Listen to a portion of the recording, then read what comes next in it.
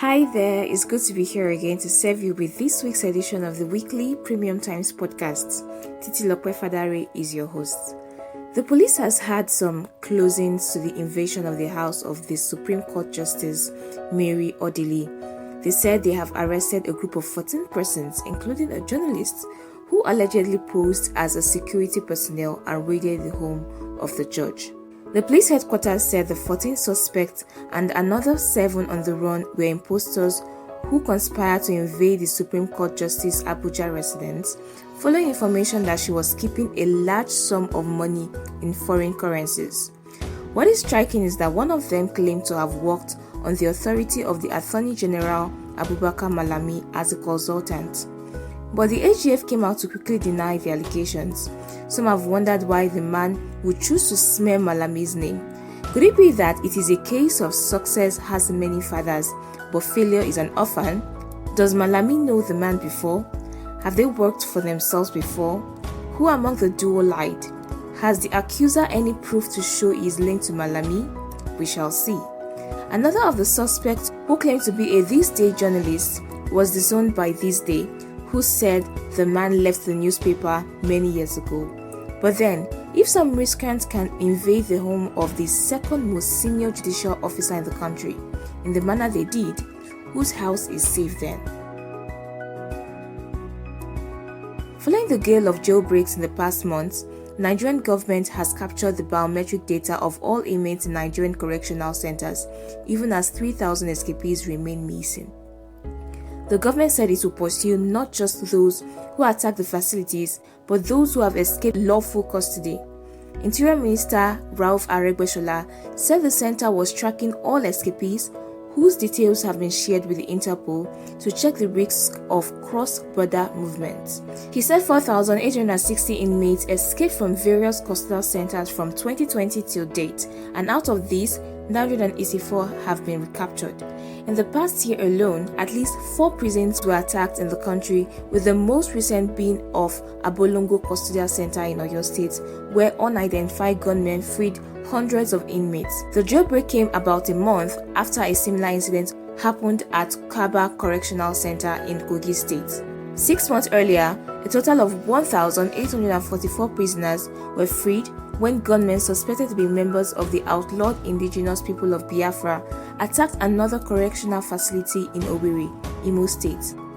At least 2,051 inmates escaped after earlier jailbreaks in Edo and Ondo states, while some of the inmates voluntarily returned and turned themselves in. Mr. Aregbesola said the attacks on the correctional facilities reflects the current security challenge Nigeria is facing. But why don't we even hear of a prison official resigning after this shameful incident? Or why aren't heads rolling when there is a jailbreak? It tells you why the break-ins continue to occur. No one pays for their complacency. It won't be surprising if more jailbreaks occur.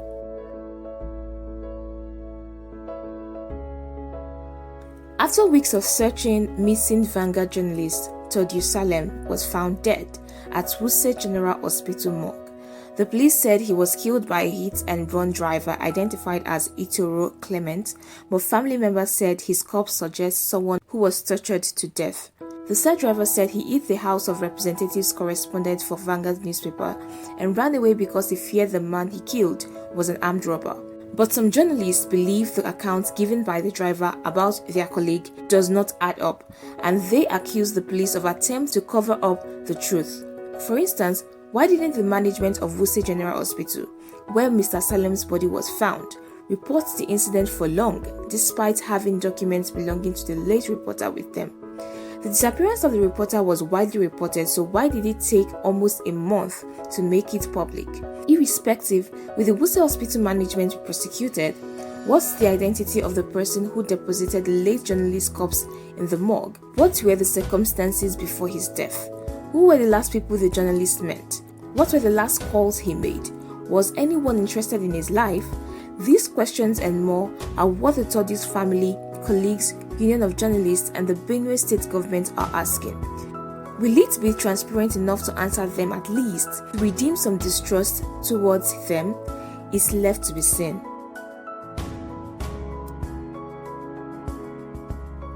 In another news, The Economic and Financial Crimes Commission detained the former governor of Edo State, Lucky Igbenedion, over alleged criminal diversion of public funds to the tune of 1.6 billion naira. The former governor reportedly arrived at the commission's headquarters around 2 p.m. and was still under interrogation as of the time of filing this report. Shortly after his exit as governor in 2007, Mr. Igbenedion was prosecuted by the EFCC and convicted of corruption. But the new investigation, according to sources, is based on fresh evidence that the former governor diverted a loan obtained by the Edo State government to settle the financial indebtedness of a company in which he was said to have an interest. Mr. Igbenedion, a governor of Edo State from 1999 to 2007, was convicted of embezzlement of 2.9 billion naira belonging to the state in December 2008. Following a plea bargain, the Federal High Court in Enugu sentenced him to 6 months imprisonment with an option of 3.5 million naira fine. The judge, Abdul Kafarati, now deceased, also ordered the forfeiture of 500 million naira and 3 properties, including one in Abuja, seized from him. We have been here before, Sha. As always, this edition was written by Yusuf Akinpelu. I am Titilope Fadari. See you next week, and please do not forget, if you like this podcast, kindly share and favorite, and also visit premiumtimesng.com to catch the latest edition of this podcast series.